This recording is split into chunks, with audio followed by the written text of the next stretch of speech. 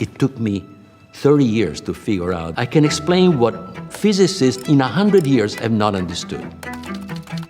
Nobody can understand why quantum computers work, because their actual operation cannot occur in space-time. There is a deeper reality where the feelings and the fields exist, the meaning of information exists, and from that world, you have this world that is a classical world where you can get classical information, and we think that the only world that exists is this world. But this world we have constructed with our bodies. What you're about to hear might completely rewire how you see yourself, your body, your mind, even your place in the universe. Federico Faggin isn't just any scientist. He's the man who invented the microprocessor. See, in every computer, each switch, a bit, is either on or off. That's it, 0 or 1. But your body? Every single one of your 50 trillion cells contains the entire blueprint of who you are. Every cell is a miniature reflection of the whole. That's not mechanical, that's holographic. We, as human beings, we are fields which are part whole of one, the totality of what exists. Same pattern repeated at different scales.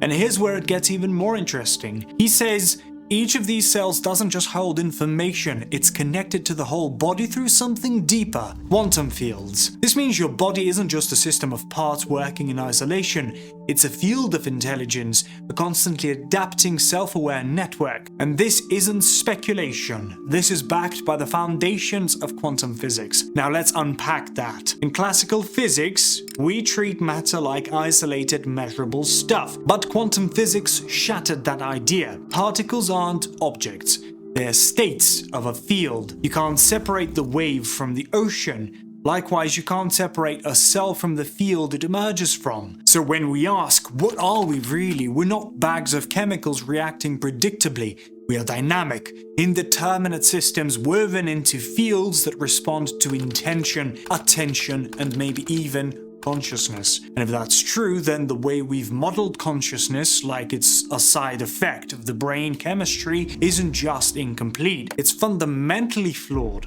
Stay with me because what comes next dives even deeper. You're about to see why classical science has been missing the most important part of the picture. For over a century, science has operated under a simple rule. If you can't measure it, it doesn't exist. That's how we ended up reducing life to chemical reactions and neurons firing in the brain, because that's what we could observe, record, and replicate. But here's a problem. That method, powerful as it is, can only describe half the picture. The visible half, the measurable half. What it misses are the invisible connections, the quantum fields that hold everything together. And ironically, quantum physics has been telling us this for decades. Particles, which we once believed to be tiny building blocks of matter, turned out to be not particles at all. They're not little marbles bouncing around. They're states of a field. Temporary ripples in something much deeper. They come and go, they aren't permanent, and they aren't separate. This changes everything, especially when it comes to understanding life, because your body, every cell in it, is made of these quantum states, and these states aren't isolated, they're entangled, which means the idea of you being a self-contained machine, it was never true. Particles are not objects. Particles are states of a field. They cannot be taken away from the fields. They are not separable from the fields. So why has modern science clung so tightly to the machine model? Because it's predictable, it's controllable, and it gives the illusion of certainty. In a classical world, things follow rules. They can be mapped, built, and manipulated. And that's attractive. Not just to scientists, but to industries built around control. But in a quantum classical world, things behave differently. They adapt, they self-organize, they evolve in ways that can't always be predicted. That's a lot harder to monetize, and much harder to dominate. And here's where it gets even deeper. If the classical model strips away meaning, treating consciousness like a byproduct of brain chemistry, then the quantum model does the opposite. It puts consciousness at the foundation, not an accident, not an output. but the starting point of reality itself. And if that's true, then everything from artificial intelligence to neuroscience has been built on a dangerously incomplete understanding of what it means to be alive. If you've ever wondered why consciousness still remains one of the greatest mysteries in science, it comes down to this. We've been trying to explain it using tools that simply aren't built for the job. In the classical world, the world of computers and equations, information is static. You can copy it, move it, and process it through algorithms. That's what your phone does every second of the day. A bit is either 0 or 1, and those values can be duplicated perfectly. But quantum information plays by completely different rules. You can't copy it. You can't even fully observe it without disturbing it. The moment you try to measure a quantum bit, what's called a qubit, you collapse it. The infinite possibilities it holds shrink down to just 1, 0 or 1, based on probability. And once that collapse happens, the original state is lost. The maximum information that you can get from a quantum bit is a classical bit. The quantum bit cannot be known. The not cloning theorem says that you cannot clone even a quantum bit. Quantum information cannot be reproduced. Classical information can be reproduced. This means quantum information is private. It cannot be separated from the system that holds it. And here's the mind-bending part. This kind of information behaves more like experience than data. What you feel right now, your inner world, can't be downloaded, cloned, or transferred. It's real. It exists, but only within you. And that leads to a radical idea. Maybe consciousness isn't produced by the brain.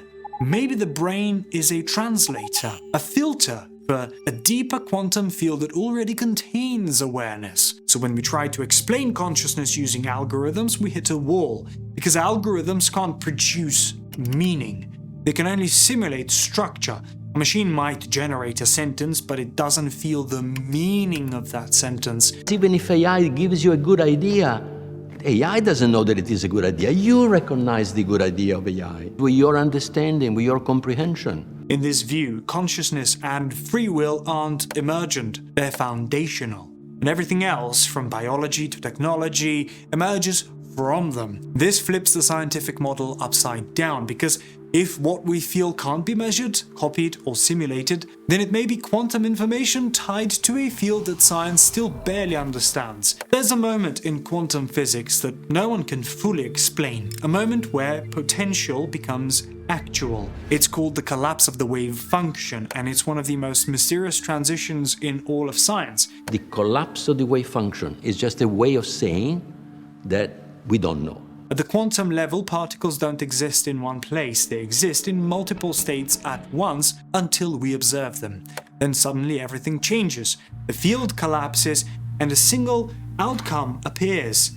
But here's the catch. Physics can't explain how that collapse happens. There's no formula, no mechanism. It's not a gradual process. It's instantaneous, unpredictable, and completely outside the bounds of classical cause and effect. And this is where it gets really strange.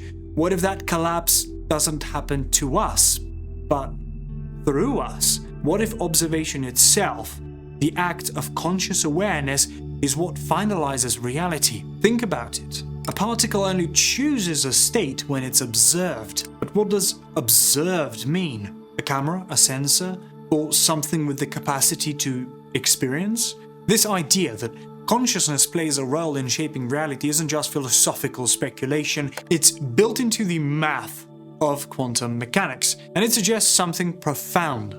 That you're not just witnessing the world, you're participating in its creation. Quantum information is the representation of inner experience, and the collapse of the wave function is the representation of the free will. This isn't about magical thinking, it's about revisiting the assumptions we've made about how matter and mind interact, and realizing that they were never truly separate to begin with. Because if quantum states collapse only when measured, and measurement requires a reference point, then consciousness may be that reference point. Not an observer in the background, but an active agent embedded in the field itself. In fact, every act of awareness could be a moment of creation, where infinite possibilities collapse into a single lived experience, one that's only meaningful because you are the one experiencing it. This may be the clearest explanation yet for something science has danced around for decades: why you can't fully describe reality without including the observer.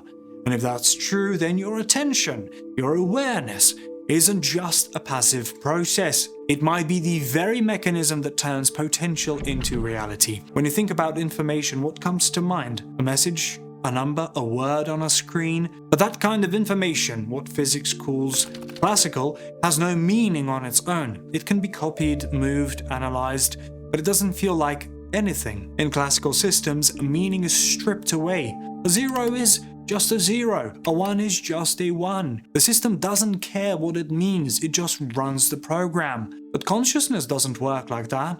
There's a kind of information we rarely talk about. You don't just know it, you feel it. The warmth of sunlight, the sound of your name, the sense that something is beautiful or true. These are not just inputs, they're experiences, and experiences cannot be reduced to numbers. What we feel is only within the field. That's how we know. The meaning is within us, is within the field, is not in the information. This is where the idea of quantum information becomes essential, because quantum information, unlike classical bits, cannot be copied or cloned. It exists as a unique, invisible state, one that collapses the moment it's observed. It's measured. Just like a personal experience, it can be represented but never reproduced. And this leads to a startling realization. Maybe feelings, conscious experiences are themselves quantum phenomena. Maybe your inner world is not something generated by the brain, but something expressed through it. We've built entire civilizations around the idea that meaning comes from the outside world, but what if it's the opposite? What if meaning is generated from the inside and everything else is just the map, not the territory? A theory of reality is not reality, okay? So, what you feel, only you feel, not body, you feel, can actually know, and you know inside. And what you can say about what you feel is a small part of what you feel.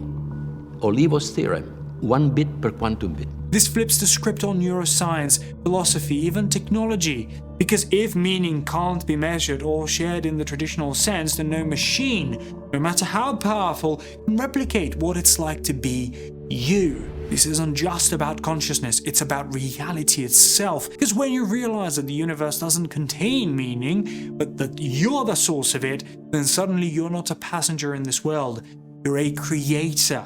We like to think of the world as something out there, separate from us, something we can study, manipulate, even control. But this idea rests on a deep assumption that the observer and the observed are two different things. Quantum physics says otherwise. At its deepest level, reality is holistic. It's not built from separate parts. It's made of relationships, fields, and interactions. You can't pull something out of context and still understand what it is, because the moment you isolate it, you destroy what made it meaningful in the first place. There is no clear boundary between classical and quantum. In other words, we again want to put things into boxes. That's the first mistake. There are no separate boxes. One is holistic. The reality, deeper reality, is holistic, means it's not made of separable parts. This isn't just theory. It shows up everywhere. In a quantum system, you can't fully describe a particle without including the system that observes it. You can't separate the dancer from the dance.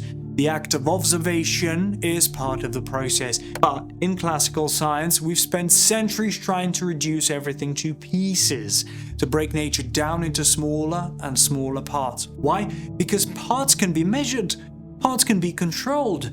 But fields, relationships, those don't fit neatly into equations. So we started simplifying. We took the infinite and made it binary, true or false, right or wrong, 0 or 1. It made things easier to work with, but in doing so we began mistaking the map for the territory. Even true or false is an approximation of reality valid under certain conditions. And that's a problem.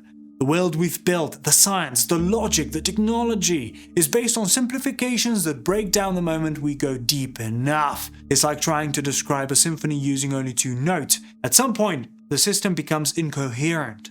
Not because it's wrong, but because reality is more than logic. It's dynamic, it's alive, and it includes you. The paradox? We've built machines that simulate intelligence, but we still don't understand the very intelligence that built them, because we've been asking the wrong question. Not how does it work, but what is it that knows? And the deeper you go into that question, the more the answers start pointing inward. We've all wondered at some point what happens after death. Let's hear what Federico has to say about it. Imagine that you control a drone. We are a body, controls a drone. That is in Afghanistan, watching around and semi-autonomous, so I don't have to worry about, I only have to express where I want it to go. So now the drone looks at that reality where it is, sends me information, and I get the conscious experience of what the drone is seeing.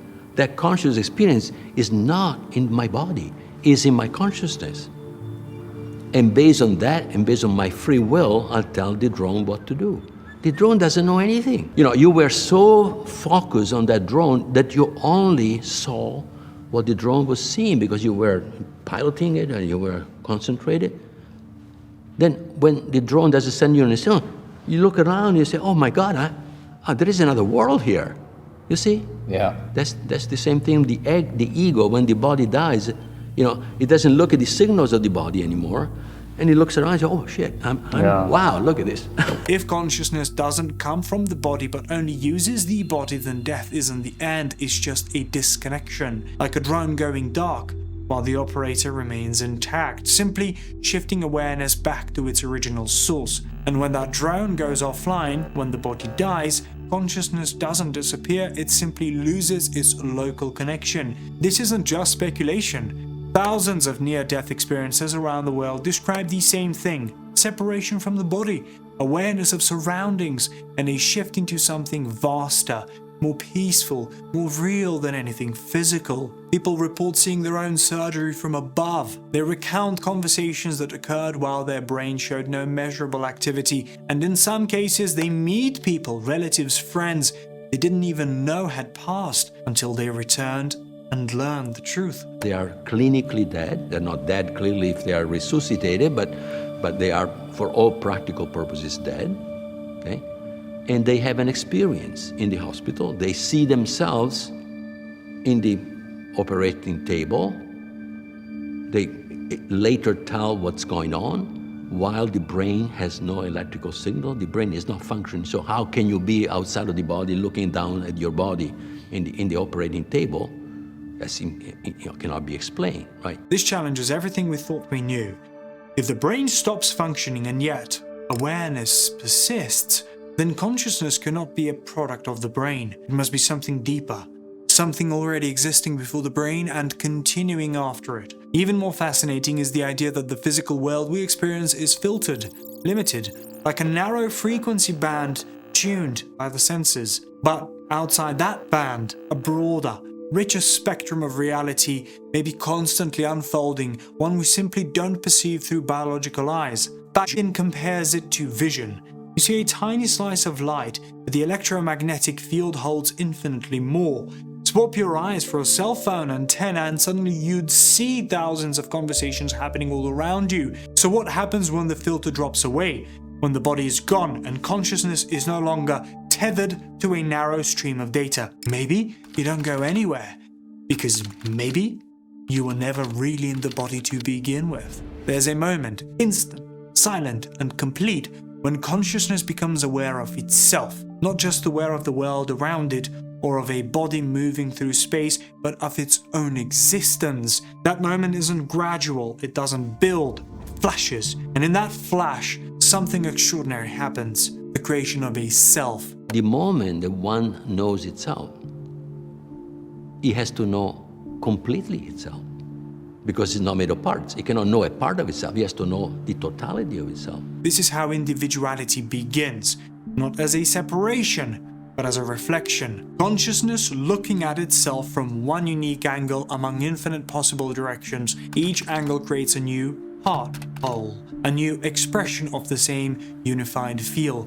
Not a copy, not a fragment, but a whole, seen from a different perspective. It's like shining light through a crystal. Every beam is unique, but the source is the same. In this model, life isn't random. It's not a side effect of chemistry, it's the result of awareness folding in on itself, generating complexity through recognition. That's why each conscious being feels like an I, because each one is a distinct viewpoint within the great whole. And here's where it goes even deeper. According to this view, everything that exists comes from this process. The universe doesn't just exist, it knows it exists. And because of that, it creates new layers of experience, new dimensions of expression, not through programming, not through design, but through the sheer act of self-awareness. This isn't metaphor, it's a model that explains why life can't be copied, why consciousness can't be simulated, and why true intelligence is always rooted in experience,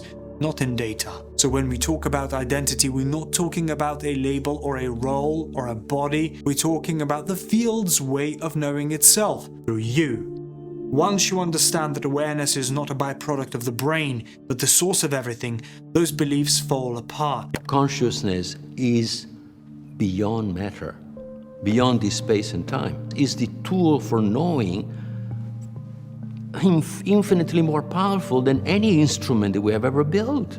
In this view, intelligence isn't about calculating faster, it's about knowing meaning, feeling truth, recognizing beauty. Things no algorithm can replicate, no matter how advanced. Even if artificial intelligence generates a brilliant idea, it doesn't know that it's brilliant. It doesn't feel it.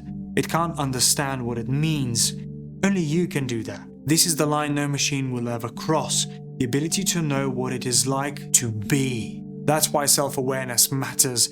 It's not just a spiritual luxury, it's a survival mechanism, because when you truly understand who you are, when you experience yourself as part of a larger whole, you stop competing, you start cooperating, not because someone told you to, but because it's the only thing that makes sense.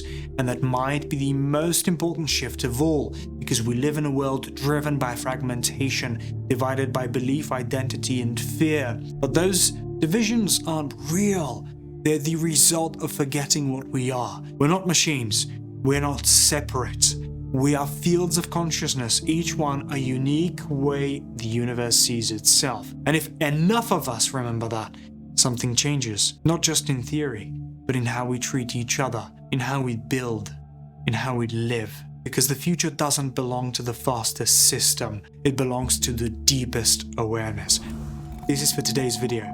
If you made it this far, thank you.